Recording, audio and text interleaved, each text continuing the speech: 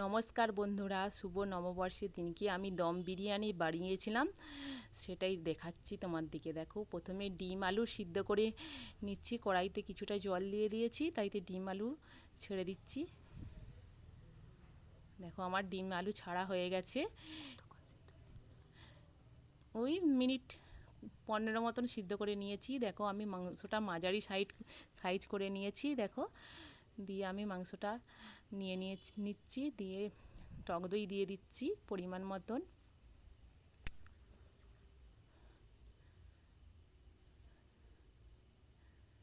টক দই নিয়ে নিয়েছি।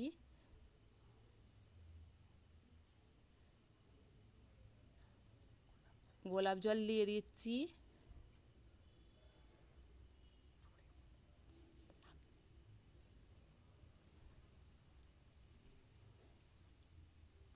কেওড়া জল দিয়ে দেওয়া হলো।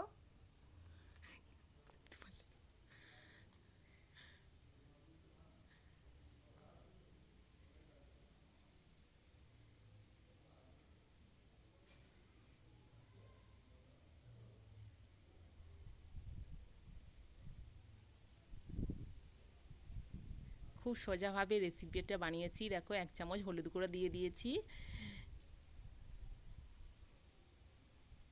তোমরা বাড়িতে বানাতে পারো। লঙ্কা গুঁড়ো 1 চামচ দিয়ে দিয়েছি। একটু সর্ষের তেল দিয়ে দিচ্ছি। 1 চামচের মতো, তাই তো? একটু স্বাদ মতন চিনি দিয়ে দিয়েছি, যাতে ভালো কালারটা আসে।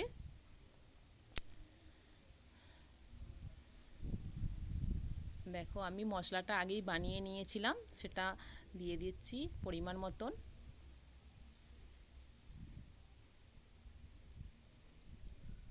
এবার দেখো, পরিমাণ মতন আমি আতর দিয়ে দিচ্ছি। তোমরা যেমন পরিমাণ মতন আতর খাবে সেই মতন দেবে।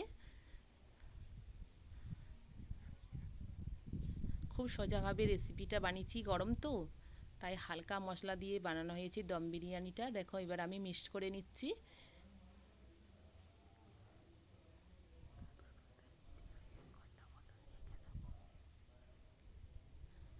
এটা মিক্সড করে এবার আমি একটা গামলার মধ্যে 1 ঘন্টা চাপা রেখে দেবো, যাতে খুব ভালো মানে কালারটা এসে যায়, আবার করার সময় খুব ভালো হয়। নিজের মতন করে বানিয়েছি। খুব সোজা রেসিপি, বাড়িতে আপনারা চাইলেও বানিয়ে খেতে পারেন। গরমে একদম খুব তেল চাল মশলা কম দিয়ে বানানো হয়েছে।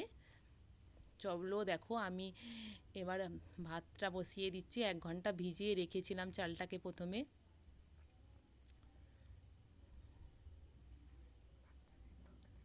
এবার ভাতটা আমি সিদ্ধ হতে দিয়ে দিয়েছি। আমি বাগানে রান্না করছি। দেখো, আমার ভাতটা এবার সিদ্ধ হয়ে গেছে। এবার মানে ফুটছে, তাইতে তেজপাতা দিয়ে দিচ্ছি ও নুন দিয়ে দিয়েছি স্বাদ মতন। তোমরা যেমন করবে তেমন স্বাদ মতন নুন দেবে। দেখো, আমার ভাতটা হয়েই গেছে, আমি এবার নামিয়ে নিয়েছি। দেখো, কড়াতে আমি তেল গরম করতে দিয়ে দিয়েছি। দিয়ে সিদ্ধ হওয়া আলুটাকে আমি ভেজে নেব। ভাজতে বসিয়ে দেওয়া হয়ে গেছে। দেখো, এবার আমি লাল লাল করে ভেজে নেব। দেখো, আমি তুলেই নিয়েছি। আলুগুলো ভাজা হয়ে গেছে, আমি তুলে রাখছি। এবার পেঁয়াজটাকে দিয়ে দিয়েছি বেরেস্তা ভাজার জন্য। অল্পটা রেখেছি আবার মাংসটা কষবো বলে। দেখো, এবার ভেজে নিচ্ছি। দেখো, লাল লাল আমার ভাজাই হয়ে গেছে বেরেস্তা। এবার দেখো, ঠিক হয়ে গেছে। এবার আমি তুলে নিচ্ছি।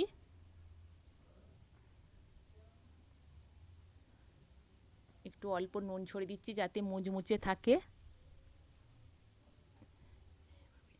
ওই তেলেই দেখো, আমি আর তেল তুলছি না, সেই তেলেই আমি পেঁয়াজ, কাঁচা লঙ্কা, শুকনো লঙ্কা, তেজপাতা সব দিয়ে এবার মাংসটা কষবো বলে পেঁয়াজটা দিয়ে দিয়েছি।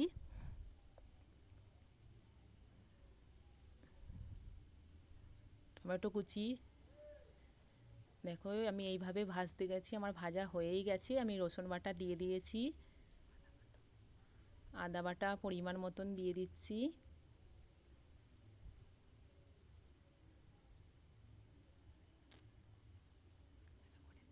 ভালো করে এবার কষে নিতে হবে, নালে গন্ধ ছাড়বে। আদা রসুন দুটোই দেখো ভালোভাবে ভাজছি আমি। দেখো আমার তেল ছেড়ে বেরিয়ে এসেছে। এবার লঙ্কা গুঁড়ো হলুদ গুঁড়ো 1 চামচ, মানে কিছুটা মাংসতে দেওয়া ছিল, এবার আমি অল্প অল্প করে দিয়ে দিচ্ছি।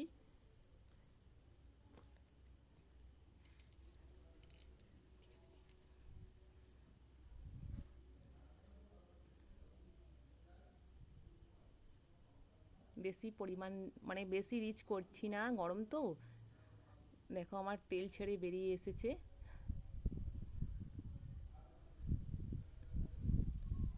দেখো যেই মাংসটা চাপা ছিল সেটা এবার দিয়ে দিচ্ছি। কালারটা কত সুন্দর হয়েছে দেখো বন্ধুরা। দেখো এবার আমি কষে নেব। এইভাবে 10 থেকে 15 মিনিট কষলেই হয়ে যাবে। আমি রেসিপিটা খুব সহজভাবে, খুব অল্প খরচে আমি বানিয়েছি, যাতে সবাই বানিয়ে খেতে পারে বাড়িতে। দেখো আমার মাংসটা কষা হয়ে গেছে, দেখো তেল ছেড়ে বেরিয়ে এসেছে। দেখো কি সুন্দর কালার হয়েছে।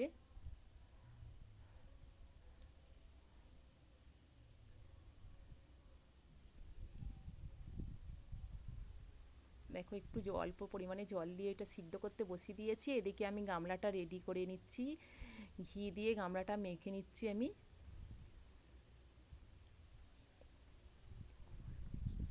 অল্পই ঘি দিয়েছি, বেশি তেল ঝাল মশলা দিয়ে বানাইনি।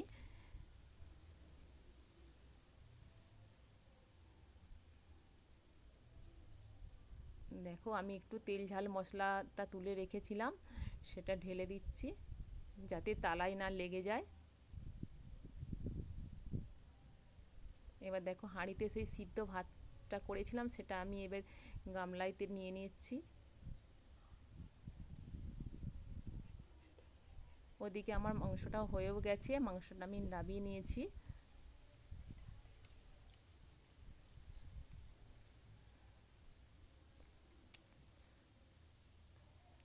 বাগানে তো একটু খুব তাড়াতাড়ি করতে হয়েছে, যাতে গরমের সময় রোদেতে। দেখো আমি এবার আলুটা সাজিয়ে নিচ্ছি।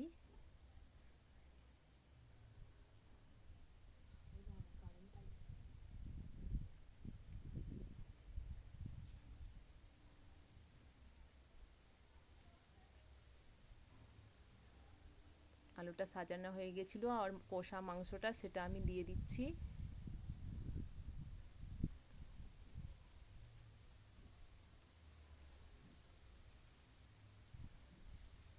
দেখো মাংসটা দিয়ে দিচ্ছি, কত সুন্দর লাগছে। মশলাগুলো এবার এক এক করে আমি ছড়িয়ে দিয়েছি।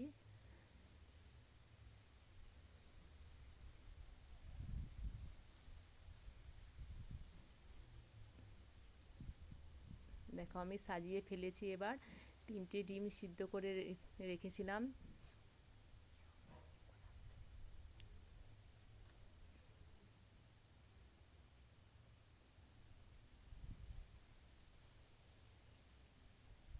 দেখো আবার একটা লেয়ার সাজাচ্ছি।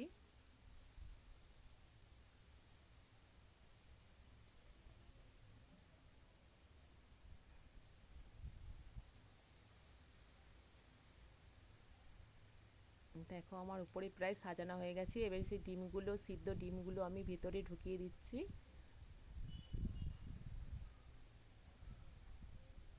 দেখো আমি বেরেস্তাটা ভেজে রেখেছিলাম সেটা ছড়িয়ে দিচ্ছি। দেখো কত সুন্দর লেগেছে, দেখতে দারুণ লেগেছে একদম।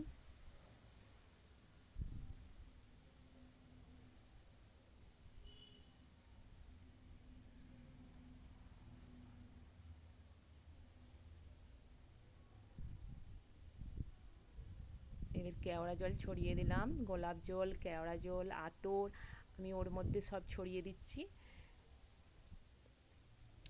এবার সেই গুঁড়ো করা মশলাটা ভেজে রেখেছিলাম সেটাও আমি ছড়িয়ে দিচ্ছি ওর মধ্যে। দেখো এটা আমি আতর দিয়ে দিচ্ছি।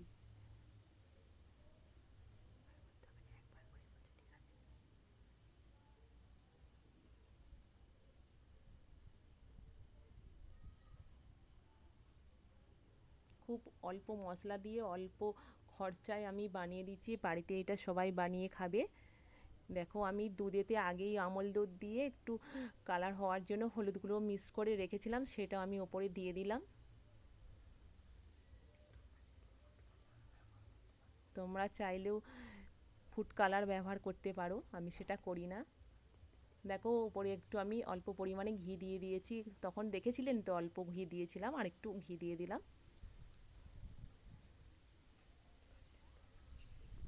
এইটা আমি এবার